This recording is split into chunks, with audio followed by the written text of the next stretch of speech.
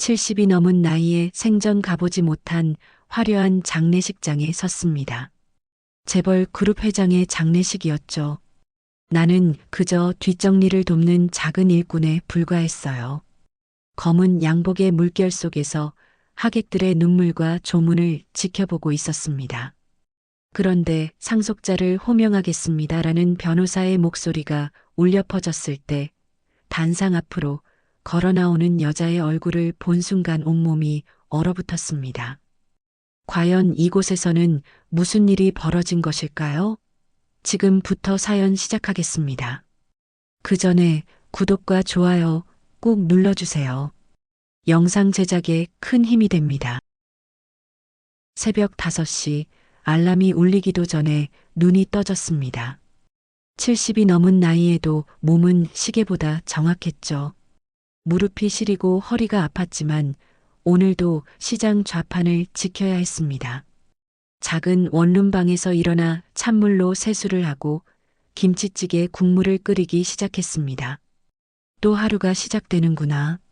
거울 속 내 얼굴을 보니 주름이 깊어졌습니다. 언제부터인지 사람들은 나를 허름한 국밥집 아줌마라고 불렀어요.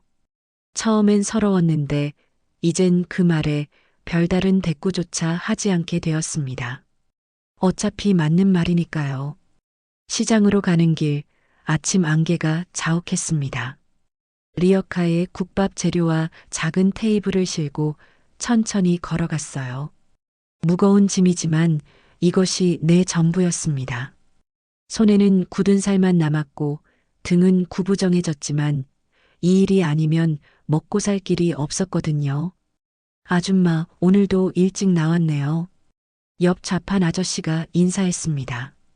나이가 나와 비슷하지만 그래도 남편이 있고 자식들이 있어서 부러웠어요. 나는 고개만 끄덕이고 국밥 준비를 시작했습니다. 양배추를 썰고 파를 다듬고 국물을 데우는 일상이 반복되었습니다. 점심때가 되자 손님들이 하나둘 찾아왔습니다. 대부분 시장 상인들이나 주변 공사장 아저씨들이었어요.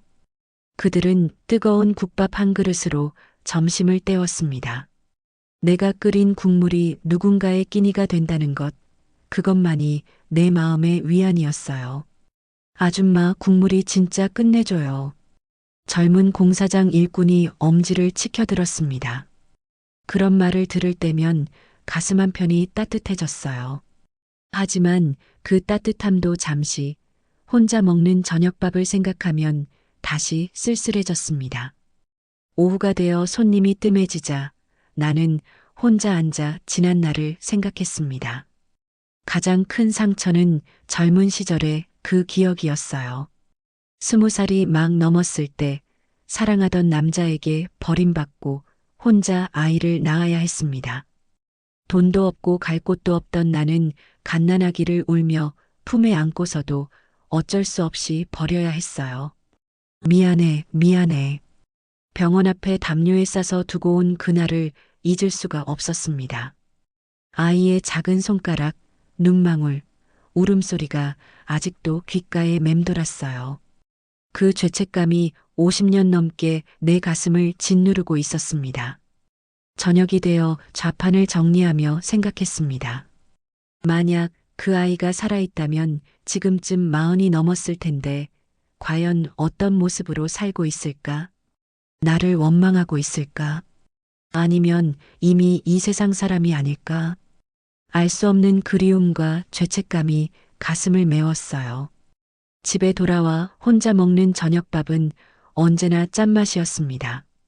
눈물이 섞여서인지 아니면 원래 짠 반찬 때문인지 알 수 없었어요. 텔레비전에서는 화목한 가족의 이야기가 나왔고 나는 채널을 돌렸습니다. 남의 행복을 보는 것조차 버거웠거든요. 밤이 깊어갈수록 외로움은 더 깊어졌습니다. 이웃집에서 들려오는 가족들의 웃음소리, 아이들 뛰노는 소리가 내 가슴을 더욱 아프게 했어요. 나는 이불을 뒤집어 쓰고 눈을 감았지만 잠은 쉽게 오지 않았습니다. 오늘도 변함없는 하루가 지나갔고 내일도 똑같은 하루가 기다리고 있을 뿐이었어요. 며칠 뒤 아침, 평소와 다름없이 시장 준비를 하고 있을 때였습니다. 옆 자판에서 야채를 파는 김아주머니가 급하게 달려왔어요. 은수가 큰일 났어. 우리 동네 경로당 회장님이 갑자기 쓰러지셨대. 나는 손에 들고 있던 양파를 내려놓고 김아주머니를 바라봤습니다. 경로당 회장님은 동네에서 가장 인망이 높으신 분이었거든요. 80이 넘으신 나이에도 동네 일을 도맡아 하시던 분이었어요. 어떻게 되신 거예요? 병원에 계신데 며느리가 장례식장 일 때문에 정신없다며 우리 보고 도와달라는 거야. 재벌 그룹 회장 장례식이라고 손이 많이 간다면서. 김아주머니의 말에 나는 잠시 망설였습니다. 장례식장 일이라니 평생 그런 일을 해본 적이 없었거든요. 하지만 경로당 회장님께 신세를 많이 졌던 터라 거절하기도 어려웠어요. 제가 뭘 도와드릴 수 있을까요? 간단해. 하객들 접수받고 음식 나르고 그런 거야. 하루만 도와주면 돼. 일당도 주신다고 하더라고. 나는 고개를 끄덕였습니다. 시장 장사만으로는 늘 빠듯했고 하루 일당이라도 보탬이 될 터였어요. 무엇보다 경로당 회장님께 조금이라도 도움이 된다면 기꺼이 해드리고 싶었습니다. 이틀 뒤 나는 검은 옷을 입고 서울 시내 큰 장례식장에 도착했습니다. 평생 가보지 못한 곳이었어요.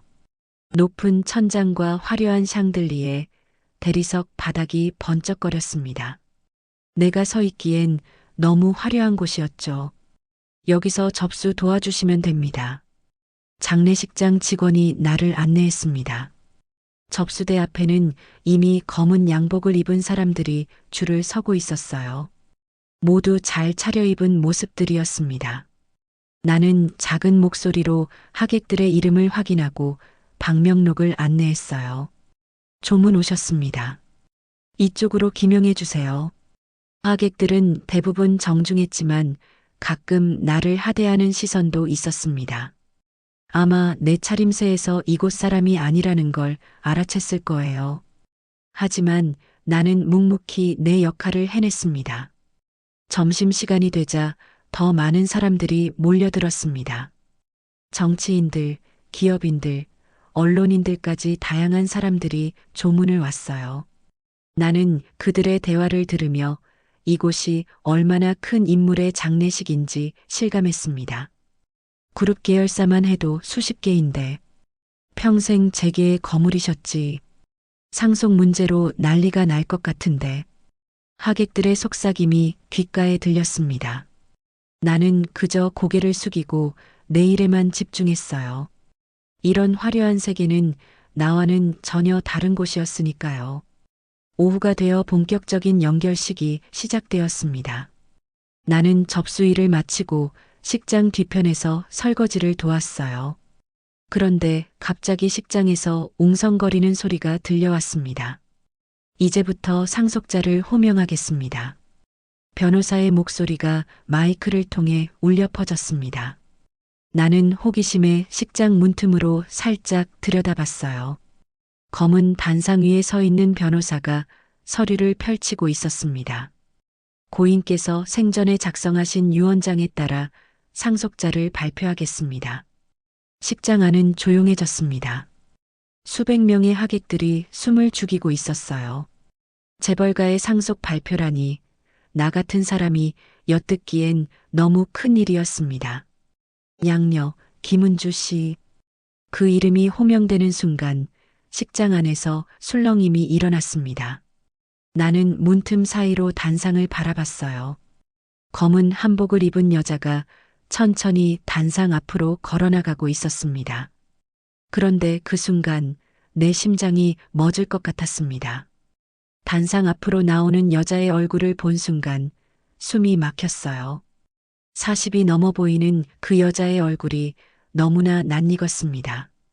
저건 설마. 내 다리에 힘이 풀렸습니다. 그 여자의 눈망울, 코 모양, 입술선까지 모든 게 익숙했어요.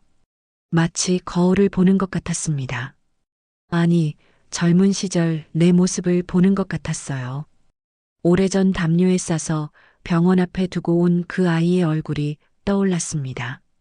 갓난아기였지만 분명히 기억나는 그 눈망울과 너무 닮아 있었어요. 내 피부치처럼, 내 핏줄처럼 닮아 있었습니다. 김은주. 그 이름마저 어쩐지 친숙했습니다. 내가 아이를 낳고 며칠간 불러주었던 이름이었거든요. 비록 호적에 올리지도 못했지만 내 품에서 젖을 먹이며 은주라고 불렀던 기억이 생생했어요. 나는 벽에 기대어 서 있어야 했습니다. 어지러웠거든요. 이런 일이 가능할까? 내가 버린 아이가 재벌가의 양녀가 되어 있다니. 세상이 이렇게 돌아갈 수 있는 건가? 김은주가 유언장을 받아들고 고개를 숙이는 모습을 보며 나는 가슴이 터질 것 같았습니다. 내 딸이 맞다면 내가 버린 그 아이가 이렇게 당당하게 자라있다니. 그런데 동시에 미안함과 죄책감이 밀려왔어요. 식장을 나와 화장실에서 한참을 울었습니다. 50년간 흘리지 못했던 눈물이 한꺼번에 쏟아졌어요. 내 딸일지도 모른다는 희망과 그래도 확실하지 않다는 불안감이 동시에 밀려왔습니다. 장례식이 끝나고 하객들이 하나둘 빠져나가는 동안 나는 뒷정리를 하며 김은주를 계속 지켜봤습니다. 멀리서 보던 것과 가까이서 보는 건 달랐어요. 김은주의 손가락 모양, 걸음걸이, 고개를 갸웃하는 습관까지 모든 게 나와 닮아 있었습니다. 정말 내 딸일까? 마음속으로 수없이 되뇌었지만 여전히 확신할 수는 없었어요. 50년이라는 세월이 너무 길었고 기억이라는 것도 때로는 거짓말을 하니까요. 하지만 모성 본능이라는 게 있다면 분명히 내 가슴 깊은 곳에서 무언가 떨리고 있었습니다. 김은주는 상속 발표 이후 친척들과 변호사들에게 둘러싸여 있었습니다. 검은 한복 차림이 단정했지만 얼굴에는 피로가 역력했어요. 갑작스럴 상속 소식에 당황스러워하는 것 같았습니다. 은주 씨, 앞으로 회사 경영에 대해서는 은주야, 아버지 유언대로 하면 되는 거 아니냐? 주변 사람들이 김은주에게 이런저런 말을 쏟아냈지만 김은주는 고개만 끄덕일 뿐 별다른 대답을 하지 않았어요. 그 모습이 어쩐지 어린 시절 내 모습을 보는 것 같았습니다. 말이 없고 속으로만 끙끙 앓던 내 성격과 똑같았거든요. 나는 접시를 닦으면서도 자꾸 김은주 쪽을 돌아봤습니다. 김은주가 가끔 한숨을 쉬며 이마를 짚는 모습, 입술을 꾹 다무는 습관, 심지어 왼손으로 머리카락을 귀 뒤로 넘기는 동작까지 모든 게 내 습관과 똑같았어요. 어머님, 수고 많으셨습니다. 갑자기 김은주가 내 앞에 나타났습니다. 가까이서 본 김은주의 얼굴에 나는 말을 잇지 못했어요. 눈가의 주름, 미간의 세로줄, 심지어 코끝의 작은 점까지 젊은 시절 내 모습과 빼닮았습니다. 아, 네. 괜찮습니다. 겨우 대답했지만 목소리가 떨렸습니다. 김은주는 내 손에 봉투 하나를 건네주었어요. 정말 고생 많으셨어요. 어머님 같은 분이 계셔서 아버지 장례를 무사히 치를 수 있었습니다. 김은주의 목소리는 따뜻했습니다. 그런데 그 말투마저 어쩐지 익숙했어요. 어릴 적 내가 어머니께 말씀드리던 그 정중한 어조와 똑같았습니다. 아니에요. 저야말로 더 말하고 싶었지만 목이 메었습니다. 김은주 앞에서 엄마야라고 말하고 싶었지만 그럴 자격이 있을까 하는 생각에 입이 떨어지지 않았어요. 김은주가 돌아서려는 순간 나는 용기를 내어 물어봤습니다. 혹시 어디서 자라셨나요? 김은주는 잠시 멈춰서서 나를 바라봤습니다. 그 눈빛에서 순간 슬픔 같은 게 스쳐 지나갔어요. 고아원에서 자랐습니다. 아버지께서 저를 입양해 주신 게 12살 때였어요. 그 말을 듣는 순간 내 가슴이 쿵 떨어지는 것 같았습니다. 고아원이라니. 내가 병원 앞에 두고 온 아이가 고아원에서 자랐다는 말인가. 죄책감이 밀물처럼 밀려왔어요. 그럼 친부모님은 모릅니다. 갓난아기 때 버려졌다고 들었어요. 김은주의 목소리에는 원망이 없었습니다. 오히려 담담했어요. 하지만 그 담담함이 더 마음을 아프게 했습니다. 내 딸이 맞다면 얼마나 외롭게 자랐을까. 엄마를 그리워하며 울었을까. 죄송합니다. 갑자기 이상한 걸 물어봐서. 괜찮습니다. 이제는 그런 일로 상처받지 않아요. 김은주가 미소를 지었지만 그 미소 뒤에 숨겨진 아픔을 나는 느낄 수 있었습니다. 나와 같은 상처였어요. 버린 사람의 죄책감과 버려진 사람의 외로움이 만나는 순간이었습니다. 김은주가 멀어져가는 뒷모습을 보며 나는 확신했습니다.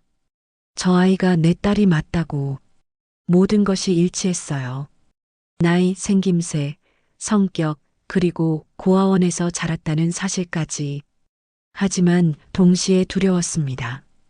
과연 내가 김은주 앞에 서서 엄마라고 말할 자격이 있을까? 50년간 키우지도 못한 채 버린 엄마가 이제 와서 나타나면 김은주에게 상처만 주는 건 아닐까? 집으로 돌아오는 길, 내 발걸음은 무거웠습니다. 꿈에도 그리던 내 딸을 찾았지만 그 기쁨보다는 죄책감이 더 컸어요. 김은주는 이미 성공한 어른이 되어 있었고 나는 여전히 가난한 국밥집 아줌마였습니다. 그날 밤 나는 잠을 이룰 수가 없었습니다. 침대에 누워서도 김은주의 얼굴이 자꾸 떠올랐어요. 정말 내 딸이 맞을까? 아니면 내가 너무 간절한 나머지 착각을 하고 있는 걸까? 밤새 이런 생각들이 머릿속을 맴돌았습니다. 새벽이 되어서야 겨우 잠이 들었는데 꿈에서도 김은주가 나타났어요. 어린 시절 모습으로 내게 달려와서 엄마라고 부르는 꿈이었습니다. 하지만 꿈에서도 나는 김은주를 안아주지 못했어요. 죄책감 때문에 한 발짝도 다가갈 수 없었습니다. 다음 날 아침 시장에 나가서도 정신이 없었습니다. 국밥을 끓이면서도 자꾸 김은주 생각만 났어요. 손님이 주문해도 제대로 듣지 못해서 다시 물어보기를 몇 번이나 했습니다. 아줌마, 오늘 어디 아파요? 얼굴이 안 좋은데. 단골 손님이 걱정스럽게 물었습니다. 나는 괜찮다고 대답했지만 실제로는 온몸에 힘이 빠져 있었어요. 밤새 잠을 못 잔 탓도 있었지만 무엇보다 김은주를 다시 만날 수 있을까 하는 생각에 마음이 복잡했습니다. 점심시간이 끝나고 김아주머니가 찾아왔습니다. 은수가 어제 장례식장 일 어땠어? 힘들지 않았어? 괜찮았어요. 그런데 나는 망설이다가 김아주머니에게 물어봤습니다. 혹시 그 재벌 회장 얘기 더 아는 거 있어요? 왜 갑자기 그런 걸 물어봐? 김아주머니가 이상하다는 표정을 지었습니다. 나는 얼버무리며 대답했어요. 그냥 어제 상속자 발표하는 걸 봤거든요. 양녀라고 하던데. 아, 그 얘기? 동네에서 소문 자자해. 회장이 평생 숨겨온 양녀래. 어디서 데려왔는지 아무도 몰랐다는데 갑자기 나타나서 전 재산을 상속받는다니까. 김아주머니의 말에 내 가슴이 두근거렸습니다. 양녀라면 친딸이 아니라는 뜻이었어요. 그럼 정말 고아원에서 입양된 아이일 가능성이 높았습니다. 그 양녀가 어떤 사람인지 혹시 알아요? 글쎄, 소문으로는 착하다고 하던데. 봉사활동도 많이 하고 회장님 병수발도 정성껏 했다고 해. 근데 지금은 친척들이 상속 문제로 난리라던데. 그 말을 들으니 김은주가 더욱 대견하면서도 걱정되었습니다. 착한 성격이라니. 내가 버린 아이가 그렇게 바르게 자랐다는 게 고마우면서도 미안했어요. 며칠 뒤 나는 용기를 내어 김은주에 대해 더 알아보기로 했습니다. 동네 사람들에게 슬쩍 물어보니 김은주가 주말마다 근처 복지관에서 봉사활동을 한다는 얘기를 들었어요. 정말 가봐야 할까? 고민 끝에 나는 그 복지관을 찾아갔습니다. 오래된 건물이었지만 깨끗하게 관리되어 있었어요. 입구에서 망설이고 있는데 정말로 김은주가 나타났습니다. 김은주는 노인분들과 이야기를 나누며 웃고 있었습니다. 그 웃음이 너무 예뻤어요. 내가 어린 시절 꿈꿔왔던 딸의 모습 그대로였습니다. 착하고 다정하고 남을 배려할 줄 아는 사람으로 자라 있었어요. 하지만 나는 다가갈 수가 없었습니다. 어떻게 말을 걸어야 할지, 무슨 자격으로 접근해야 할지 알 수 없었거든요. 그저 멀리서 김은주의 모습만 바라볼 뿐이었습니다. 저기 재벌 상속녀 아니야? 갑자기 옆에서 누군가 속삭이는 소리가 들렸습니다. 두 중년 여자가 김은주를 가리키며 수군거리고 있었어요. 맞아, 신문에 나온 그 사람. 갑자기 나타나서 수천억 받는다며? 쯧쯧, 세상 참 불공평해. 우리는 이렇게 힘들게 사는데. 그 말을 들으니 가슴이 답답했습니다. 김은주가 무슨 잘못을 했다고 그런 시선으로 보는 걸까? 김은주 잘못이 아닌데 말이에요. 근데 봉사활동은 왜 하는 거야? 쉬어하는 거 아니야? 그러게. 돈 많으면 집에서 편하게 지내지. 그들의 말이 더욱 심해지자 나는 참을 수가 없었습니다. 내 딸을 그렇게 말하는 게 견딜 수 없었어요. 그런 식으로 말씀하시면 안 됩니다. 나도 모르게 목소리가 나왔습니다. 두 여자가 나를 돌아봤어요. 뭐라고요? 저분이 무슨 잘못을 하셨다고 그러세요? 봉사활동 하시는 것만 봐도 착한 분 같은데. 아줌마가 뭘 안다고 그래요? 그들의 차가운 시선을 받으며 나는 고개를 숙였습니다. 정말 나는 뭘 안다고 김은주를 변호했을까? 하지만 모성 본능이라는 게 있었어요. 내 딸을 지키고 싶은 마음이 저절로 솟아났습니다. 김은주는 그런 시선들을 의식하는지 안 하는지 여전히 노인분들과 정성껏 대화를 나누고 있었습니다. 그 모습을 보며 나는 깨달았어요. 김은주도 혼자서 많은 걸 견뎌내고 있구나. 갑작스러운 상속으로 주변의 시선과 압박을 받고 있을 텐데 말이에요. 복지관을 나오면서 나는 결심했습니다. 언젠가는 김은주 앞에 서야겠다고. 비록 엄마라고 당당히 말할 자격은 없을지라도 적어도 미안하다는 말은 해야겠다고 생각했어요. 복지관을 다녀온 뒤 며칠 동안 나는 김은주를 다시 만날 방법을 고민했습니다. 하지만 어떻게 접근해야 할지 감이 잡히지 않았어요. 그냥 찾아가서 혹시 내가 당신 엄마일까요? 라고 물어볼 수도 없는 노릇이었으니까요. 그러던 중 김아주머니가 또 다른 소식을 가져왔습니다. 은수가 그 재벌 상속녀 얘기 들었어? 지금 난리가 났다며. 무슨 일이에요? 친척들이 상속 무효 소송을 냈대. 갑자기 나타난 양녀가 전 재산을 받는다니까 발끈한 거지. 신문에도 나왔어. 김아주머니가 휴대폰으로 뉴스 기사를 보여주었습니다. 김은주의 사진이 크게 실려 있었고 제목은 수천억 상속 둘러싼 법정 공방 시작이었어요. 기사를 읽어보니 상황이 심각했습니다. 재벌 회장의 친조카들과 사촌들이 김은주의 상속권에 이의를 제기한 거였어요. 심지어 김은주가 회장을 속여서 재산을 가로챘다는 의혹까지 제기되고 있었습니다. 세상 참 무서워. 돈 앞에서는 가족도 없나 봐. 김아주머니가 혀를 찼지만 나는 다른 생각을 했습니다.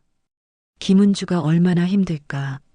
갑자기 찾아온 유산 때문에 온갖 의혹과 시선을 받고 있을 텐데 말이에요. 며칠 뒤 나는 다시 복지관에 갔습니다. 김은주가 정말 괜찮은지 확인하고 싶었어요. 하지만 복지관 앞에 도착하니 뜻밖의 광경이 펼쳐져 있었습니다. 저 여자 때문에 우리 복지관 이미지가 망가졌어.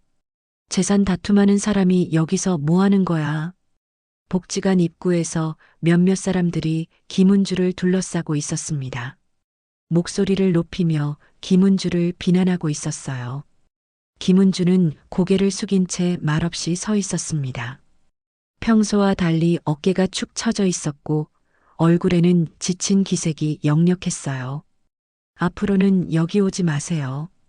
언론에서 우리 복지관까지 찾아와서 민폐야. 복지관 직원마저 차가운 말을 했습니다. 그 말을 듣는 김은주의 표정을 보니 가슴이 찢어질 것 같았어요. 죄송합니다. 제가 조심하지 못했습니다. 김은주가 정중하게 사과했지만 사람들의 시선은 여전히 차갑기만 했습니다. 나는 멀리서 지켜보며 주먹을 꽉 쥐었어요. 내 딸이 저런 모욕을 당하고 있는데 나는 왜 아무것도 할 수 없을까?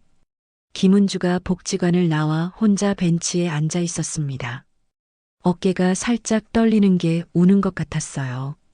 나는 다가가고 싶었지만 발이 떨어지지 않았습니다. 무슨 자격으로 위로의 말을 건넬 수 있을까? 그때 김은주의 휴대폰이 울렸습니다. 네, 변호사님. 네, 알겠습니다. 내일 법원에 나가겠습니다. 전화를 끊은 김은주는 깊은 한숨을 쉬었습니다. 그리고 하늘을 올려다보며 혼잣말을 했어요. 아버지, 제가 이렇게 힘들어할 줄 아셨나요? 그 말에 내 눈에서 눈물이 흘러내렸습니다. 김은주도 나만큼 외롭고 힘들어하고 있었어요. 재산을 상속받았다고 해서 행복한 게 아니었습니다. 오히려 더 큰 짐을 지게 된 거였어요. 나는 김은주에게 다가가고 싶었습니다. 괜찮다, 엄마가 여기 있다고 말해주고 싶었어요. 하지만 현실은 냉혹했습니다. 나는 가난한 국밥집 아줌마일 뿐이고 김은주는 재벌가의 상속녀였습니다. 내가 나타나면 김은주에게 더 큰 짐이 될 수도 있었어요. 그날 밤 뉴스에서 김은주 관련 보도가 나왔습니다. 친척들이 상속 무효 소송을 제기했다는 소식과 함께 김은주를 교만한 상속녀라고 비난하는 인터뷰들이 방송되었어요. 돈에 눈이 먼 거 아니야? 회장님을 속인 게 틀림없어. 악성 댓글들까지 화면에 나왔습니다. 나는 텔레비전을 끄고 싶었지만 김은주의 소식이 궁금해서 끝까지 봤어요. 내 딸이 이런 모욕을 당하고 있다니 가슴이 미어졌습니다. 엄마라고 말할 자격이 있을까? 침대에 누워서도 이 생각만 맴돌았습니다. 50년 전 버린 죄책감과 지금 나타나고 싶은 간절함 사이에서 나는 갈등했어요. 과연 내가 김은주에게 도움이 될 수 있을까? 아니면 또 다른 상처만 주게 될까? 며칠간의 고민 끝에 나는 다시 복지관을 찾아갔습니다. 김은주가 정말 괜찮은지 확인하고 싶었어요. 비록 멀리서라도 보고 싶었습니다. 그런데 복지관에 도착하니 평소와 다른 분위기였어요. 어르신, 어르신, 정신 차리세요. 급한 목소리가 들려왔습니다. 복지관 앞마당에서 누군가 쓰러져 있었고 사람들이 우왕좌왕하고 있었어요. 80 넘어 보이는 할아버지가 의식을 잃고 누워 계셨습니다. 119 불렀어요? 네, 불렀는데 시간이 좀 걸린대요. 사람들이 당황해하는 사이 김은주가 할아버지 곁에 무릎을 꿇고 앉아 있었습니다. 맥박을 재고 호흡을 확인하며 차분하게 응급처치를 하고 있었어요. 할아버지, 괜찮으실 거예요. 조금만 참으세요. 김은주의 목소리는 떨리고 있었지만 손은 놀랍도록 침착했습니다. 할아버지의 머리를 받쳐주고 옷을 느슨하게 풀어주며 정성껏 돌보고 있었어요. 나도 모르게 가까이 다가갔습니다. 뭔가 도와드리고 싶었거든요. 그런데 갑자기 어지러움이 몰려왔습니다. 며칠간 제대로 먹지도 못하고 잠도 못 잔 탓이었어요. 어머님, 김은주가 나를 부르는 소리가 들렸습니다.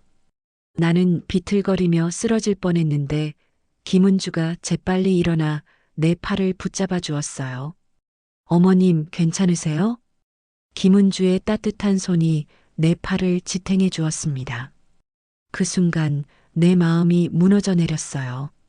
이렇게 가까이에서 내 딸의 목소리를 듣다니, 이렇게 내 딸의 손길을 느끼다니. 괜찮습니다. 저는 괜찮으니까 할아버지 돌봐주세요. 겨우 말을 했지만 김은주는 나를 벤치에 앉혔습니다. 잠깐만 여기서 쉬세요. 얼굴이 너무 창백하세요. 김은주가 내 이마에 손을 대며 걱정스럽게 말했습니다. 그 손길이 너무 따뜻했어요.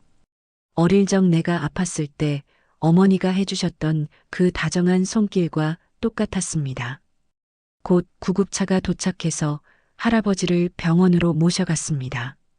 다행히 큰 문제는 없다고 했어요. 사람들이 하나둘 흩어지자 복지관 앞마당에는 나와 김은주만 남았습니다. 어머님, 정말 괜찮으세요? 병원에 가보시는 게 좋을 것 같은데. 김은주가 내 옆에 앉으며 걱정스럽게 물었습니다. 가까이서 보니 김은주의 눈에는 눈물이 맺혀 있었어요. 할아버지를 걱정하며 울었던 것 같았습니다. 저보다 할아버지가 더 걱정되실 텐데. 내가 말하자 김은주가 고개를 저었습니다. 할아버지도 소중하지만 지금 어머님도 소중해요. 사람은 다 소중한 거예요. 그 말을 들으며 나는 김은주가 얼마나 따뜻한 사람인지 새삼 깨달았습니다. 재산 상속 문제로 온갖 비난을 받고 있지만 여전히 남을 먼저 걱정하는 마음을 잃지 않았어요. 요즘 많이 힘드시죠? 나도 모르게 물어봤습니다. 김은주는 잠시 망설이더니 작은 미소를 지었어요. 괜찮습니다. 이런 일도 지나가겠죠. 하지만 그 미소는 너무 슬펐습니다. 혼자서 모든 걸 견뎌내려고 애쓰는 모습이 안타까웠어요. 혼자 견디기 힘들면 누군가에게 기대도 되는 거예요. 내 말에 김은주의 눈에서 눈물이 또르르 떨어졌습니다. 그 눈물 한 방울이 내 손등 위에 떨어졌어요. 따뜻했습니다. 고맙습니다. 이런 말을 해주시는 분이 별로 없어서. 김은주가 눈물을 닦으며 말했습니다. 그 모습에 내 가슴이 찢어질 것 같았어요.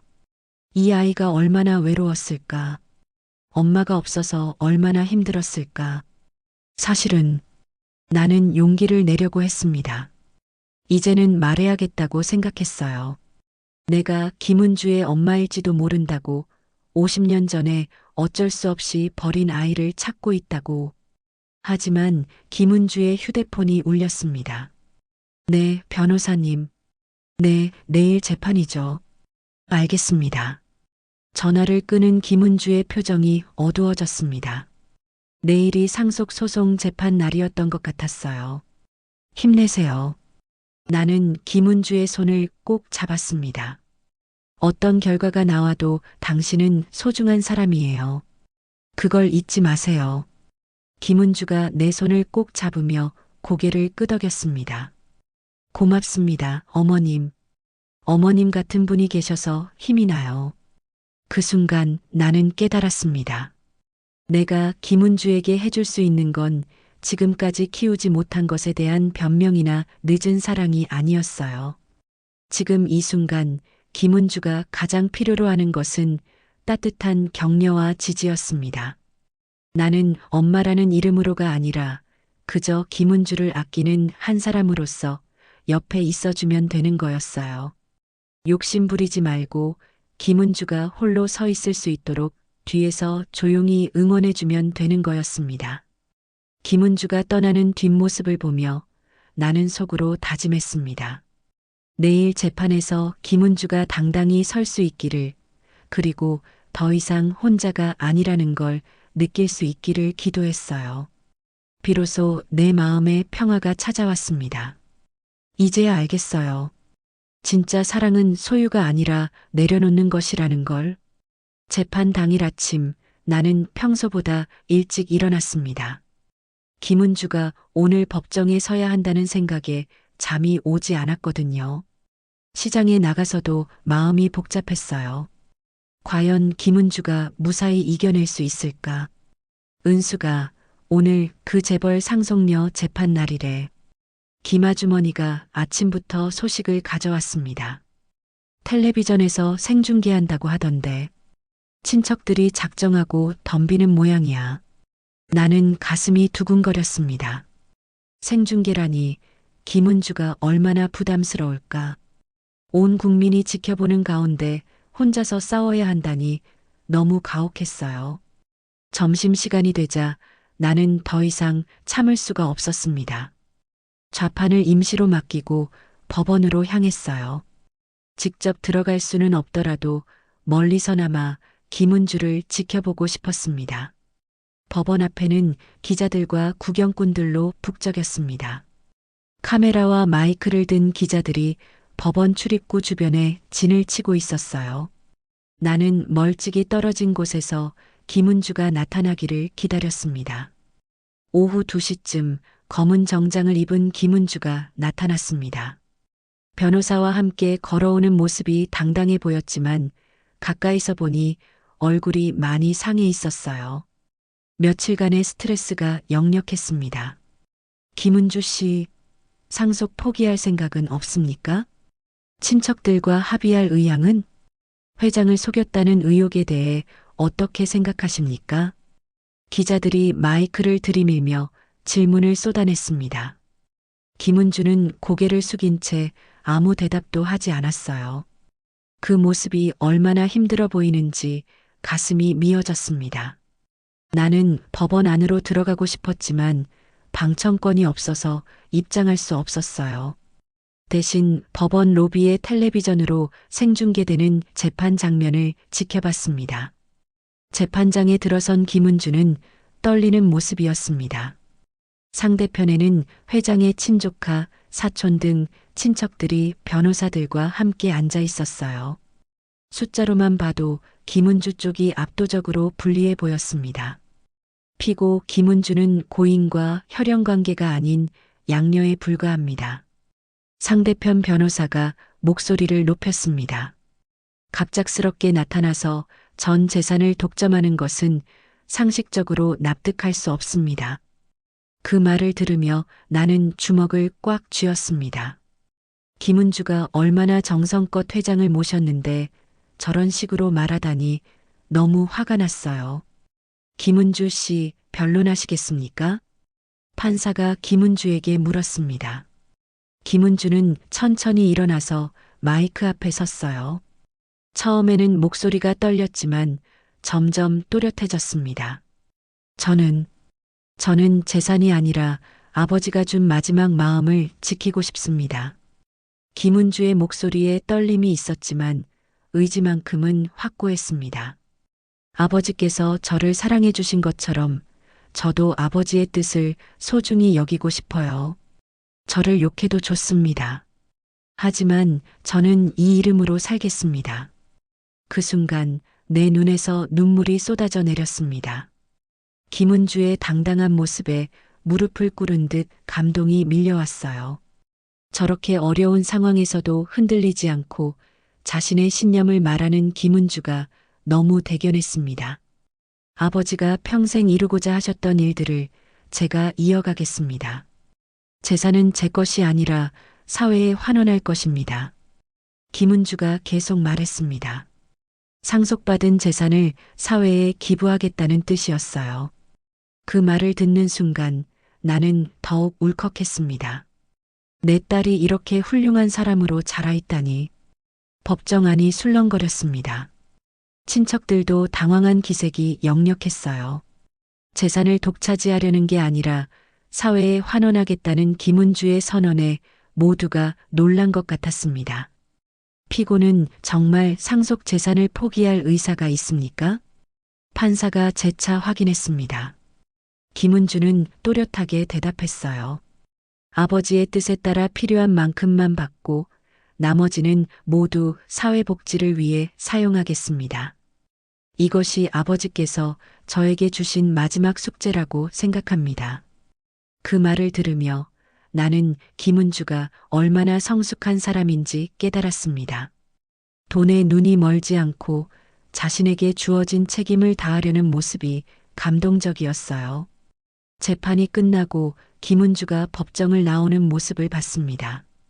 여전히 기자들이 둘러쌌지만 아까와는 분위기가 달랐어요. 김은주의 당당한 선언 이후 사람들의 시선이 조금씩 바뀌고 있었습니다. 정말 재산을 포기할 건가요?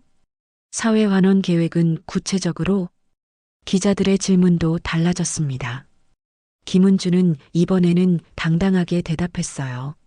아버지의 유지를 받들어 최선을 다하겠습니다.